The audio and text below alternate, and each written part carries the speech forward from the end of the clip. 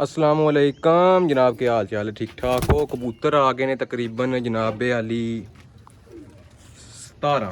ठीक है, शौक करी जाओ, एक एक पीस ना वादया शौक करना मैं। ठीक है,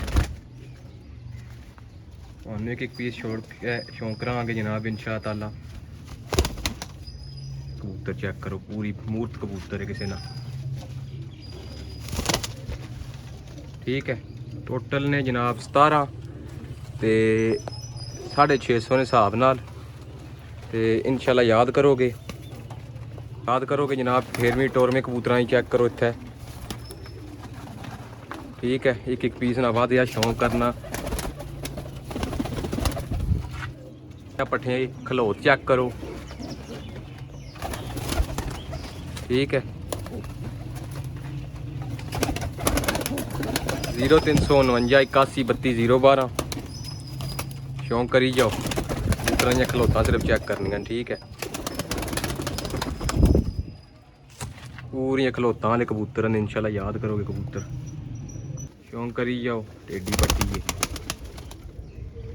खलोतां वाले कबूतर आए ने। ठीक है, टेडी पट्टी बह जा के ही बह गई है। कबूतर चेक करो चीना, इंशाल्लाह याद करोगे कबूतर जड़ा है ना। सिरी पट्टी है। ठीक है, चीना कबूतर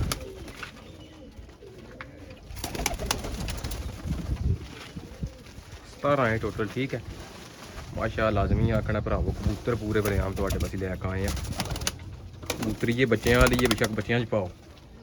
गंदी मंदी हुई है लेकिन जड़ा कबूतरी चंगी है, थल्ले रहने की वजह तो ना इत्थे गंदी मंदी हुई है। ते भलां वाली क्यों कर भलां वाली दा ए पट्ठा हो छोड़े। ठीक है, कोलू वादया शौक कर लवो सारे ना। ठीक है ने सारे एक पीस ना वादया शौक करो। 17 है कबूतर, जिस तरह की मर्जी आख तो गारंटी देंगे। टुरमी फिरमे ने पक्के पिंडे सारे, असले तो पट्टा लगे अपर चढ़ जाते।